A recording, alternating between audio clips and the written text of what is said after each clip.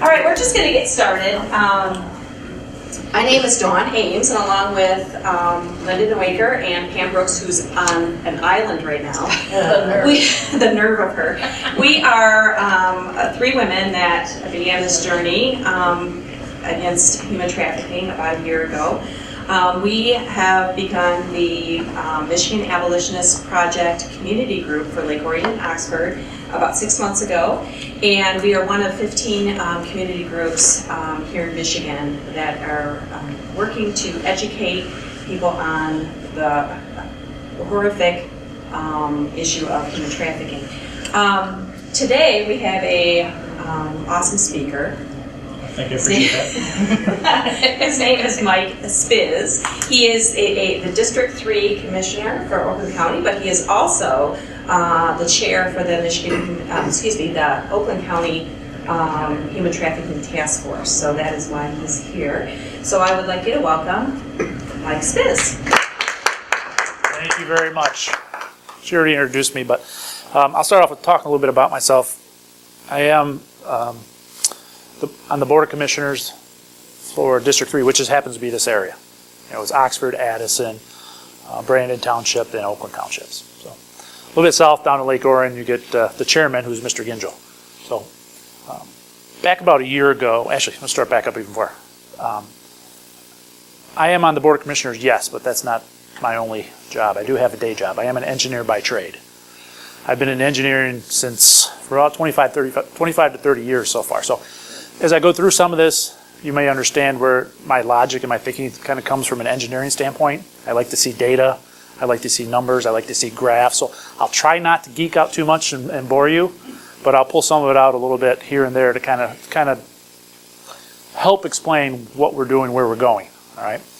The Board of Commissioners back in early 2017 passed a resolution forming the Human Trafficking Task Force. I went to the chairman, actually, and so did Commissioner Jackson and Commissioner Kowal, who were on it with me, to form a Human Trafficking Task Force. Prior to that, there was some discussions, there were some meetings at the Board of Commissioners.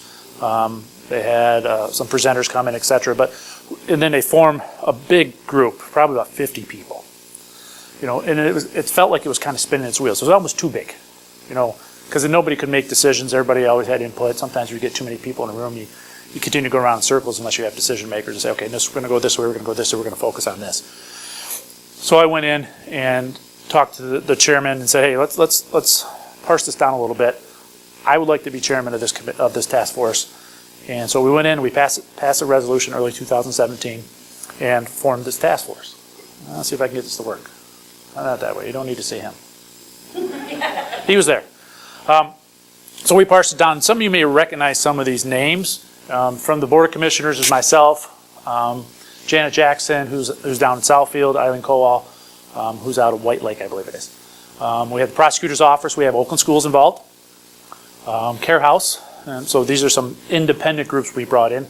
Common Ground, the Michigan Department of Health and Human Services, the Oakland County Health and Human Services Division, the Sheriff's Office, of course, and we also bring in youth assistance. All right. And what we've done is, I don't know if I want to go to my next slide yet. You don't need to see that. And what we did, and one of the first things we did is we met, we talked about how do we do things, And one of the things we came up with was, how do we get the word out? What's the best way to get communication? Because, part of what MAP here is doing is trying to get the word out and get communication, get people to understand what is human trafficking. So what's the best way for us to do that? So what we decided is, let's create a website. Let's link it to Oakland County. Oakland County has a lot of reach. So let's create this website and call it Human Trafficking, which we did. We'd held a press conference in early 2018, January, which I believe you two young ladies came down to, which was great. So we kicked this off. And just to give you some numbers from then to now of the number of people we have reached, because we also did some Facebook advertising, some different advertising, because we had the auto show was in Detroit. We wanted to make sure we were continuing to reach people. That we reached almost 1.65 million people through this website and through our communication, which was far beyond what we ever expected it to be. All right. So after we did the website, it's kind of decided, what do we do next? Where do we go from here? Because the website was the first step. And the reason we formed the website is because we have all these different groups coming in, including MAP, including some of these other groups out there. Salvation Army has a group. There's some church groups out there. And they all continue to come to either the sheriff's department, hey, can we get a speaker? Or a different group, hey, can we get this? So after we formed the task force, we created the website as kind of a gateway to kind of bring all these groups together. Was the intention. And let's see if I can open it up. See if I can get technology to work for me today.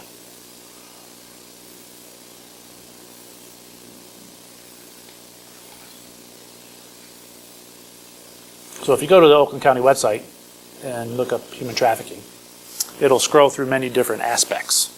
And we can get into all the details if you wish, but it'd probably be better for you guys to go and search and play with each of the aspects of it, because I don't want to spend too much time on it. Because it's really just the starting point. And so where do we go from here was our thought, and that's what we kind of started working on this year.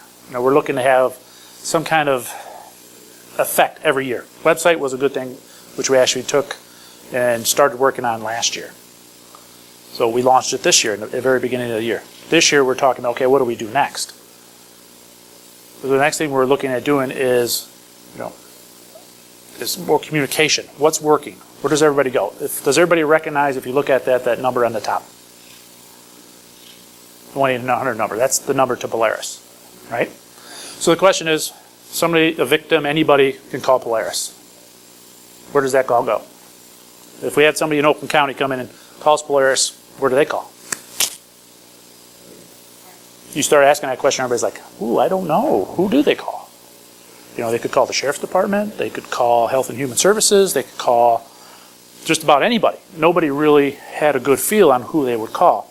Polaris has done a great job of creating this system and this number and starting to collect data, which is good because as of right now, there's not a lot of good data out there. As many of you may have heard, Michigan's second, Michigan's eighth, Michigan's this, Michigan's that. So everybody asks, where's Oakland County?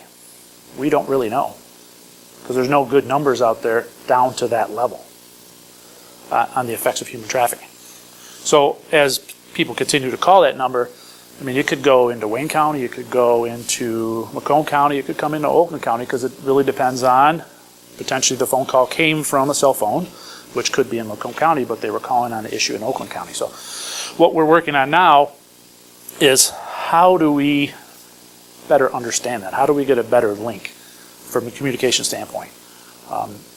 And one of the things we did in the past, and one of the first things we did when we created this group, and this is where I'm going to geek out a little bit on you guys, is we created a flowchart. There's many different avenues, many different aspects of what goes into someone being human trafficked, from a sexual human trafficking or even a labor trafficking. Where do you go? So there's a juvenile, there's an adult, there's somebody that's committed a crime, and there's a whole many different ways and many different avenues, and so where does that all take you? So the main reason we did this was to try to find, where do we potentially have holes? Where are we weak? And I think one of the areas that's of concern out there is, do we have assistance? I'm going to call it assistance because it could be many different things. Could be opiate addiction, there could be abuse, there could be a criminal activity, there could be many different things. So where do you go? And one of the things we found is, more from an adult standpoint, if you find an adult that has been human trafficked or sexually trafficked, where do they go? There's not a lot of third parties out there that can help them. That's one of the areas we found we have some concerns with. From a juvenile standpoint, there's a lot of assistance. But once you hit 18, it starts to get really gray. So what we've done, and there'll be more stuff coming out this year, is going back to the communication. If we go back to the website real quick, there's a section with this website is contacts. Who do you contact? Right now it's blank, other than the 1-800 number up there. Of course, you can pick up the phone, you can call 911 if there's somebody's in danger. Say, definitely call 911. Don't hesitate, all right, to make sure somebody's safe. But if there's a victim out there that could potentially not get to a phone, or potentially doesn't want to call 911, because there's a lot of, I don't call it resistance, but a lot of concern by some victims. They don't want to call 911 because then you get the police involved, right? So once you get the police involved, everybody thinks it's automatically criminal. What's happening might not be criminal, but they're worried about it being considered criminal. So we're working with a group right now, and it's actually one of the groups on that list that I showed you earlier. And it's part of PowerPoint, right? Let's see if we get this to work. To develop a page up. It's one of them. Yes. To create a group that, because there's so many different aspects when it comes to human trafficking, that you need a group that is able to make a determination where they should go. Should we call the police? Should we call the health department? Should we call Care House? Should we call Haven? Should we call any of these other third-party groups out of there versus going directly to the criminal side and the police side every time? There are cases that happens, yes. But we don't want to put a number out there for everybody to call unless we know that they are skilled enough and determined enough to be able to say, okay, no, this person needs to go here, this person needs to go there. So we will be announcing later this year that group. What's holding us up is, one, resources. They have grant money. There are grants out there for this type of thing from the federal government to allow these groups to create helplines, etc., to hire resources to do that. But once they hire the resource, which they have hired, is you have to go through training. You can't just have anybody come in and pick up a phone, because they need to be able to determine where that individual needs to go. So that's about 96 hours with training minimum. Okay? And so they're in the process of doing that, and once we get to the point where they feel comfortable that they're ready to start taking it on, because this is an additional to work they already do today. There's already crisis hotlines out there, right? Suicide hotlines, domestic abuse hotlines. So we're looking to add to that list of hotlines. But they got to be able to be trained and understand and recognize when somebody picks up the phone and calls them, versus just automatically pushing them towards this direction or automatically pushing in that direction. And one of the things we're also looking for, we want quick turnaround, quick response time. We want somebody to call in. We don't want to put them on hold. We don't want to direct them somewhere else. All right, we want to be able to pick up the phone and say, okay, please tell me what's going on, and have some conversations, determine where that individual needs to go, and then have them be able to go there quickly. If it's an opioid issue and we need to start there, or if it's just to get them out of the location where they're at today. You know, if they're in danger, you want to get them out of that environment right away and put them someplace safe, and then take time to evaluate what's the best place to put them. You need to do that, but we want that to be quick. We want to be within 24 to 48 hours. We want that response time. And right now, you got to make sure you have open beds in certain locations. Do you have the beds? And there's a lot more organizations, I'm going to say, coming out and doing things like this. Sanctum House is one of the organizations that has just opened up recently, which is great. I think they have their first 2 victims within Sanctum House. Yep, they're doing training. They're probably getting training from Don that was here. And then there's another one. I think Monarch Wing is another one that's starting to expand, and they're in Pontiac. So these organizations starting to develop and come out for locations to help all these individuals, which, if you remember what I said, that was one of the areas which were weak. So we're starting to see more and more of these groups get more involved, you know, with the help from MAP, with the help of the state of Michigan, and with the FBI. Information is starting to get out there, and all these organizations are out there trying to help. So once we get these organizations all connected, which goes back to the website, to talk to each other, or if people in the community want to help, you know, if there's people that want to volunteer, how do I help? You know, where do I go? You know, that's one of the things the website's going to start adding is, I know there's organizations like that are on here, Care House, Common Ground, always are looking for help, always are looking for volunteers. If you can't volunteer time, maybe you can volunteer a few dollars. They operate on grant money and volunteer money. But they're putting out a great service in many different areas. So And that's another purpose of the website. Again, it's a gateway to get this information out there. All right.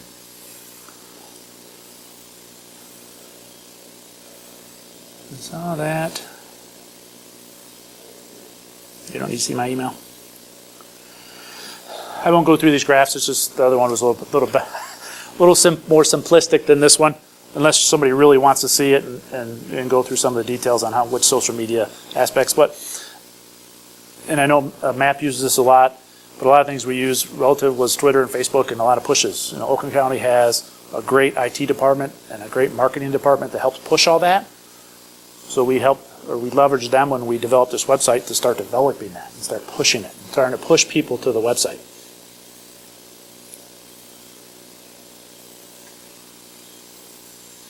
So I'm hoping in June we'll be able to have another press conference like we did in January to announce this organization once they're up to speed and ready. It's an organization we work with on other things already, so they're not learning something new. Unfortunately, it just takes time to get people trained. That's the sad part of it. All right. And if anybody has questions anytime, jump in, please. All right. Yes, please. You said that you want to create a help desk, or a help, not help desk, help hotline for human trafficking specifically. Mm-hmm. Whether else you already have domestic abuse, Mm-hmm.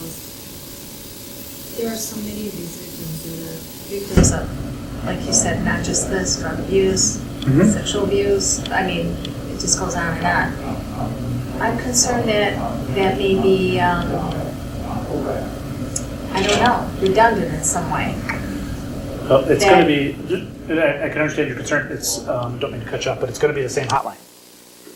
They're going to call, yeah, there's one hotline that they're going to be able to call in and say, okay, and they'll filter it and say, okay, now, you based on the discussion and what's being said, yeah, you probably fit more into the domestic violence side. And who knows, once you get them into some of these areas, I would expect that they would probably be into many different areas. You know, it's not, just like we said, most of individuals are human trafficked. It's not just one thing. It's not just human trafficking. A lot of them are addicted on opioids or drugs, and some are abused. So, I mean, because that's, based on some of the other presentations I know MAP has had, is that's how a lot of the individuals from a sex trafficking, actually both trafficking, is abuse. You know, power, strength. You know, taking control over somebody, making them feel small, and so you need to get them out of that environment, one, which is the most important thing. But then you need to try to help them get back into some normal lifestyles, because what they believe most of the time is what they're doing every day is normal.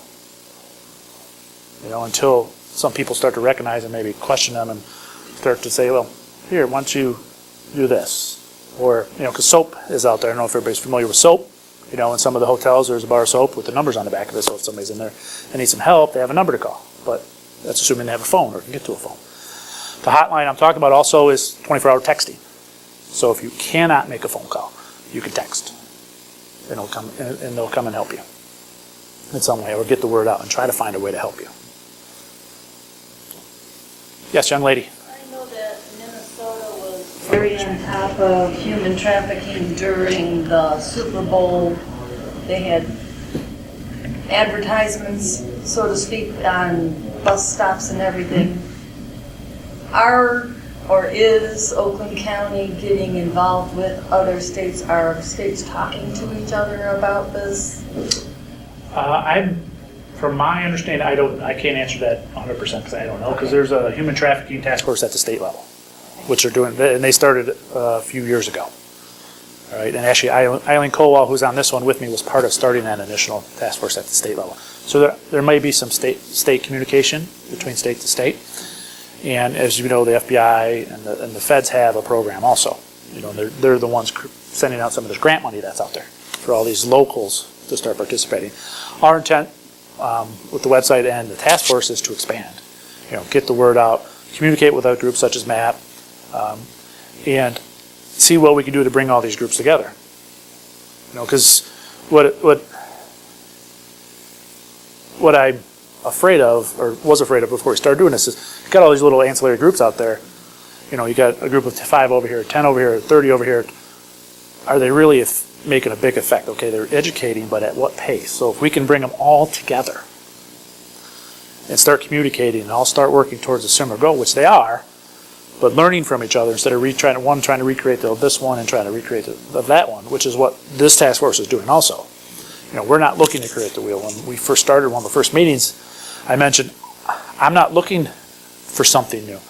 This is a lot of the stuff we're talking about has been done before somewhere in another state. California has done it. Minnesota has done it. Many of the states have done this. I'm not looking to recreate it. I'm not going to be proud and say I need to create something new for myself. If it's done, let's use it. If it works, let's use it. You brought up signage. That is something that's on our radar. We don't know how to do it yet. For big events, for example, do we somehow rent some billboard space? Do we rent busing space? How can we get the word out there so everybody understands what it is? Because number one thing out there is education, making people understand what is human trafficking. There are victims out there.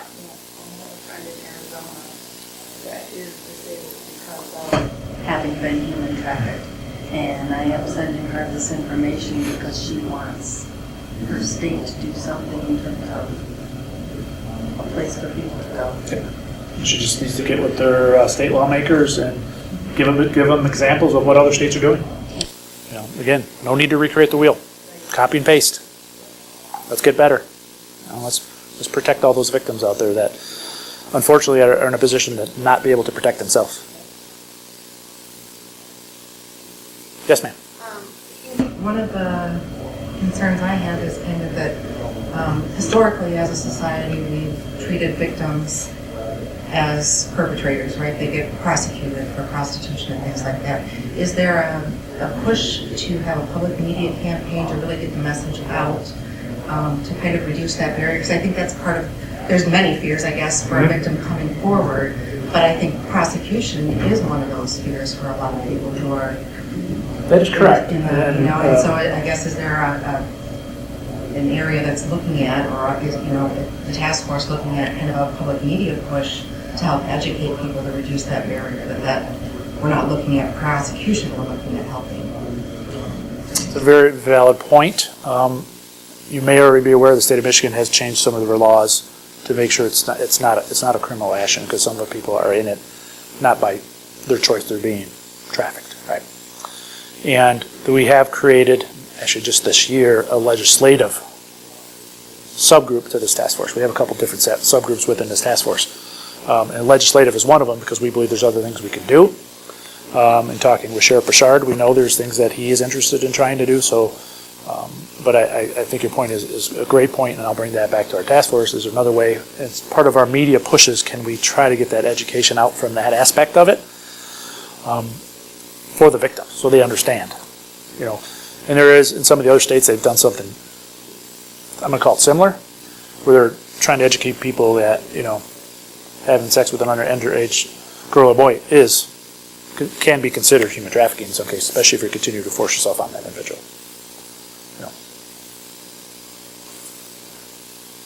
Yeah. Any other questions at this point? So, and my business cards are up here if you, or business cards, yeah, I'm going to call them business cards. My cards from the county are up here if you guys ever have questions, call me. The website's up there if you ever want to go take a look at it, share. We'll probably do another push, like I said, later this year on some of the things. We'll do another press conference. Our goal is to do 1 to 2 a year to continue to get the word out there so everybody stays aware of it and is in front of it. And we're trying to do something different every time, of course. With the communication and the hotline coming live, I think that's going to be another big step. And I think the big advertising is going to be the next step. But some of the things we run into, of course, is funding, and it's good to hear. But I'll get you. Good to hear from a grant standpoint. Some of these third-party organizations are getting grant funding, to help support, with resources, with locations, to be able to help some of this stuff, because that's usually the weak point is where does the money come from. And that's usually what holds everybody. Where's the money come from? How do you propose to bring these small groups out there together, create a more united force against this, like NAP, Right. like other church groups and organizations you mentioned? right now it's just trying to just understand how many are out there, right? It's really identify them, and there's some, you kind of do it with the presenters, because some of the things we're putting on here is information to present, because there are people out there that are trying to go out and educate people on human trafficking, which may not be properly trained in human trafficking, right? They may read this article, read that article, and try to go out and give a speech about it. So we're trying to vet a lot of that information and put that on the website. So when we do get calls, which, just the announcement of the task force and announcement of the website, we have started to receive numerous calls for training, for people to come out and talk, from church groups, from some news outlets, etc., which is great. And that was the intent of it, is to start bringing some of these people out of the woodwork so that we can start bringing them together. For either me, other people, Wendy Reyes is probably one of the biggest speakers here in Oakland County. She does a lot of talks, right? And she gets out to all these groups, and she's she's really on the front lines. She sees it all, because she's in law enforcement. She's a lieutenant, and so she gets to see the victims. She sees some of these third parties that are helping to support the victims, and so she can start bringing some of these groups together in her talks, and we can start bringing them out. And ultimately, what we're trying to do is start listing them on the website once we vet them, right? The vetting process is an important process. Yeah, we're just not going to put a list out of all these human trafficking groups unless we feel comfortable with what their message is and what they're trying to do. Yep. Some of these groups are not have the risk of re-victimizing the victim. Right. So that's what my concern is. Yep. There are some groups. They have all the greatest intentions in the world, but for an example, you don't want to go out and confront a victim. That's right. Because most likely what you just did is you put their life in danger. Yep. I didn't get a chance to really go in on the website, but what is the training in the webinar? So those just what's available right now, or? Yeah, a lot of it is, there's a lot of training that's put on by the state of Michigan. Okay, Michigan. Okay, there's actually, there's one coming up at the end of March. Yep. All right. Is Don White, out of Common Ground puts out a lot of training. And I know Wendy Reyes from Oakland County does a lot of training. All that stuff that we feel comfortable with is out there. But it's continuing to grow, which is good to see. There's other training sessions, and everybody's starting to become more versed in understanding what human trafficking is.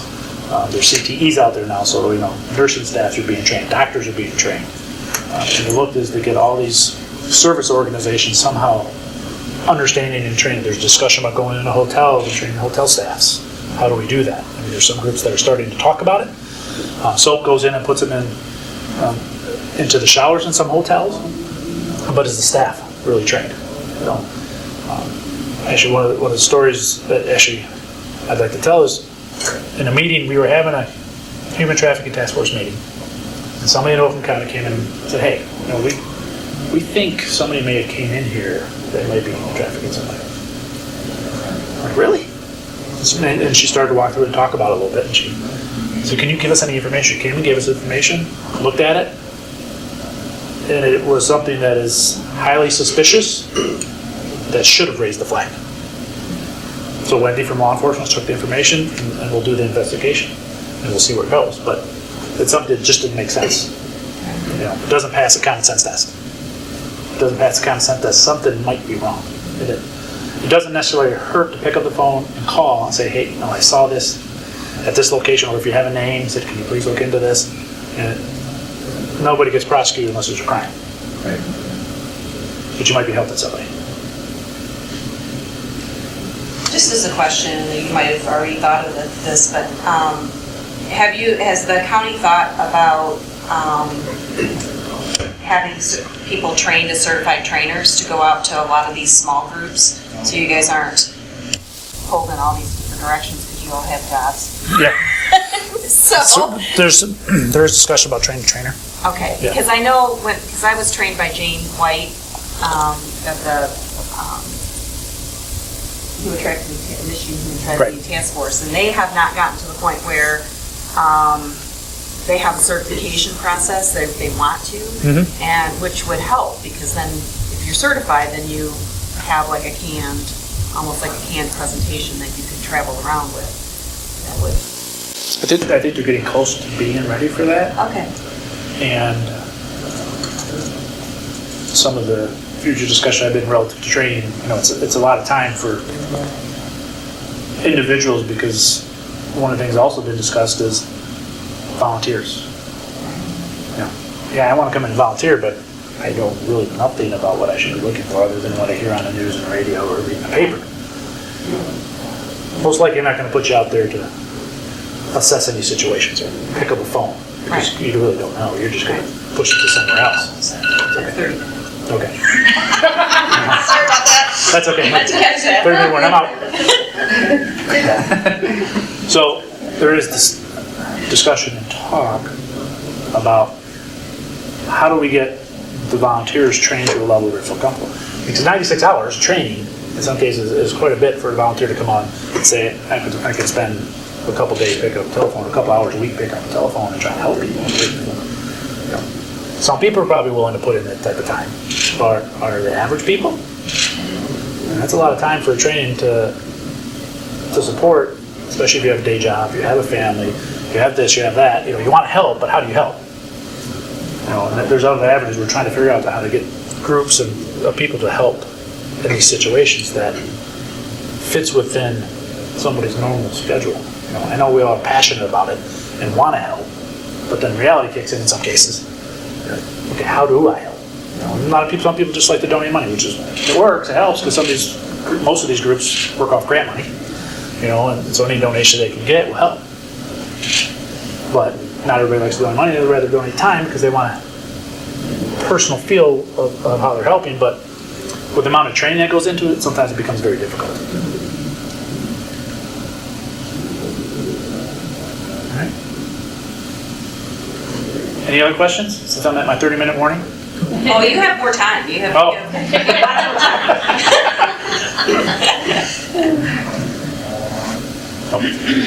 We don't have much more to talk about unless we want to talk about any other specifics. I didn't get into specs and facts because there's really not good information out there yet. It's starting to filter in. From a state level, even a federal level, county level, we don't have any, which I mentioned, any good numbers. We've been trying to get that. And one of the things we're hoping for with this hotline too is that we'll actually start to get good data. Because we'll start to get information that can filter into the county. And then we can direct Polaris, say, okay, Polaris, when it comes to Old County, we would like you to go here, and then we'll parse it out. I have a question regarding and you might not be able to answer, but I'm looking for, what are we doing in Oakland County as far as the Johns are concerned? I mean, as far as prosecuting the men or the women that are soliciting the sex. Where is that going here in the county? Because there's one thing about the victims, but the other thing is that, the prosecution of people that are purchasing the sex. Right, and the prosecution, with whatever falls within the law. Right. We'll prosecute them according to the law. And I don't have any real data or facts on specific to that. And if there's any cases open, I couldn't talk about it, or even when you couldn't talk about it. Right. So, but there's nothing different currently in place to focus on Johns, if that's what your question was. Is there a subcategory? You said there's all these subcategories. As of right now, no. No? No. Maybe you need a new one. Well, that might be true, but Another one. It may be going- We keep coming up with the same thing. maybe going forward we'll get to that. Yeah. But right now, like I stated at the beginning, we started off this big. Yeah. Right. And kept going around in circles and a little piece here, a little piece there. But so we parsed it down to focus more on how can we affect everybody else, and where can we start with to get the biggest reach quickly. And then as things start to come in, we'll start adding. So maybe that's something we add in the future, but right now it's not being discussed. Well, our personal goal and our is to reach the educational system with some type of regular program that gets into the school system that starts with teaching children how to respect each other, how to treat each other, because we think part of the problem is the deterioration of proper relationships. And then, the family is at the nucleus of this whole thing, right? The breakdown of the family. So children are getting this, so they're thinking somebody doing something nice for me expects a favor back is okay, you know? So this is kind of the thing we want to get to the younger kids before they start dating, and so they get to understand, you know, they get some values basically. And boundaries. And boundaries, understand boundaries and respect and all of that. We feel that's kind of at the grassroots of some of these issues. So, There has been some discussions at the task force relative to something like that. okay. The health department already has conflict resolution, and the schools are on the task force. Also, what we normally run, or I don't say run into, but most of the discussions we've been having is everybody wants to get into the schools for human trafficking, but everybody wants to get in for this, everybody wants to get in for that, everybody wants to get in for this, but everybody wants to start at the schools, and the schools are there to educate our children. So you start parsing off all this time for all these little ancillary things, you know, that are important. How do the schools and the school boards fill all that into their schedules? You know, some of the conflict resolutions are 20 weeks long. It's like, how do you put school-age children through a 20-week program and get all of them in it? It's kind of difficult. So we've actually had discussions about stuff like that. It's like, well, we want something for parents, we want something for the children, but we want something that's a little shorter in time. You know, is a week, is a night for parents on education, is a weekend, is this, is that. You know, 20 weeks, most likely you're not going to get people, you're not going to get a school board to commit to that. Well, I mean, you get a 20-week segment just on social media with children. Correct. I mean, you can go on. I know some of the schools have done some aspects on social media, then an hour here, an hour there. But how deep do you want to go? And the schools, you know, they are there to educate our children, so whatever you add on to it takes away from what they're already trying to do. You know, we even talked about getting in some of the other organizations, Boy Scouts, Girl Scouts. You know, some of the church, you know, kind of going the other way for church groups. You know, how do we get into these groups from an education perspective?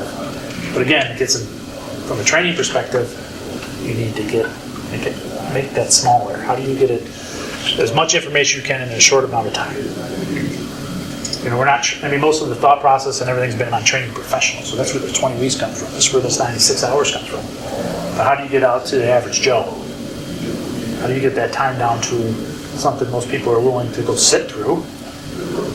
You know, and the kids are going to actually listen to it, you know, before they glaze over and don't hear it anymore. I think with the kids though, it's not so much just showing them a PowerPoint, it's teaching a kid to be a decent human being is not in a PowerPoint. That's something that's laced in to...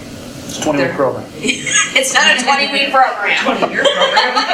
That's a 24/7 program. Yep. So as a father, I can't disagree with that. Right? Yeah. It's 24/7. But, you know, there is some grant money out there for people, for conflict resolution. There's been some trials in schools. But it all comes back to, there's even more grant money than we can actually spend, because some schools I can't parse out that kind of time. No. Seems like it would fit into a health curriculum to kind of work on the... And that's, I mean, from as they talk about sex ed and things like that, that they could maybe weave that piece of kind of boundaries and relationships into maybe a health curriculum where it's being... From Oakland County standpoint, it's in the health department. The health department is the one that is offering this type of training. You know, the health department is part of the trafficking task force, but they also have all these other aspects that they work on outside of them that we might be able to feed on to help in certain areas, but that's what they're offering and that's what they're doing. We didn't feel at this time it was a value for us to change what they're doing or add to what they're doing. Let them go out and work on the grants that they have to help support the targets they're trying to target and the issues they're trying to resolve. Yes, sir. I've been in the transportation business for a number of years, and one of the things that it just brings to mind is the ideas that we've all heard about for quite a few years. Is there any consideration of possibly getting into that? There has been some discussion, but nothing focusing on that at this point.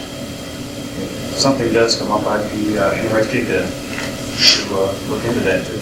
Okay, definitely.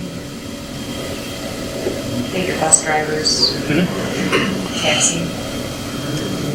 I mean, it kind of goes along with when I mentioned hotel workers, the service organizations. How do we educate them on the signs and what to look for to say something if they do see something?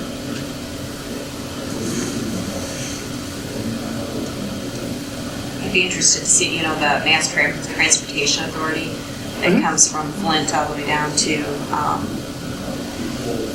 Great Lakes Crossing here. It spans a huge, that would be an interesting group to get in. Right, and then SMART and some of the other organizations that go down to the city of Detroit. Yep. Actually, one of the programs that's out of LA, California, that's what they did. All their busing and all their mass transportation had signage inside defining what is human trafficking. If you're doing this and this, that is human trafficking. Because there might be people that are out there doing things that, that's not human trafficking, but they start reading through it and they read it that way. It's like, oh, it is human trafficking. Or somebody says that's a friend of a friend. That's a friend says, hey, no, Jimmy's doing this. I should have a conversation with Jimmy. And that's something that's on our radar. Again, maybe we get down the road, we'll partner with somebody like Smart or some mass transit for some bus time or some billboard time to do stuff like that as part of an advertisement and get the word out. I think that personal advertising or TV ads or whatever commercials are probably the fastest, quickest, best way to get accurate information out there. I'm surprised that we haven't jumped on that already. Really, It all takes money. a little bit of money. I know, but there's And a lot of. that's where, any issue that you want to talk about, human trafficking, opioid addiction, and it all takes a little bit of money, and where is that coming from? Because if you want grant money from the state, grant money from the feds, they're going to take this to this or this to this. They got to start moving those shell games around, and it's just not there. So unless some individual is going to come in and donate some large sums of money to do some of this, that's going to be hard to do. Or if you can negotiate some free time on some of these billboards with some of these organizations, you might be able to do that. But once they do it for you, they're going to do it for this person and this person. So a lot of them back away and said, I hear you, but I can't come in and say I'm going to do this for free for you because then I got to do it for everybody. Perhaps eventually along with prosecution can go asset forfeiture and seizure, which can then go towards prevention, as we start to prosecute some of the perpetrators, just like we do with substance running. Drug deal. Human trafficking is almost number one because it's a reasonable product. It's on the largest growth path. Yeah. It will soon be number one. It's almost surpassing Drugs because it's a product that can be reused. And so those funds could be seized, if the legislature looks at that. But even let's say that did happen, where do you think they're going to put the money? I'm just saying.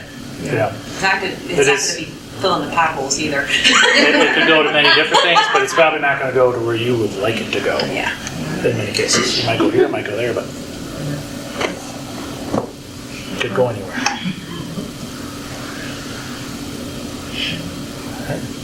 No other questions? I'm finished.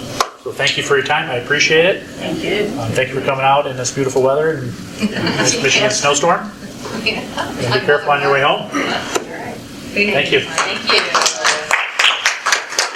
I just wanted to make an announcement that our April meeting has been canceled because this room has been scheduled for something else. So, but Linda has made arrangements for us to speak with the Justice Club at Oxford High School. So we're going to do a presentation there. So that will be kind of in lieu of presenting here. But also we have a speaker for May, which is Maggie Dunn. And she is the founder of House of Providence. Actually, the House of Providence is in Detroit, but they're moving a location here in Oxford. And it's a facility for girls that are, teenage girls that are in foster care. So it's a, for lack of a better term, it's not a group home. These are girls that have not been able to be placed with families. So they are in a family setting in a house are going to be in the house in Oxford. And they've already started using the Oxford Virtual Academy as their high school and et cetera. So we're really excited to have her here. And for those of you that may not understand why we're having a foster care organization come in, is that's one of the at-risk groups of youth that we're talking about, the possibility of being trafficked. So it's kind of a connection there for us, and I think that's good for everybody to realize that we really need to focus on at-risk populations and prevent them from getting into this trafficking. So that's all we have this evening. Thank you for coming. Thank you.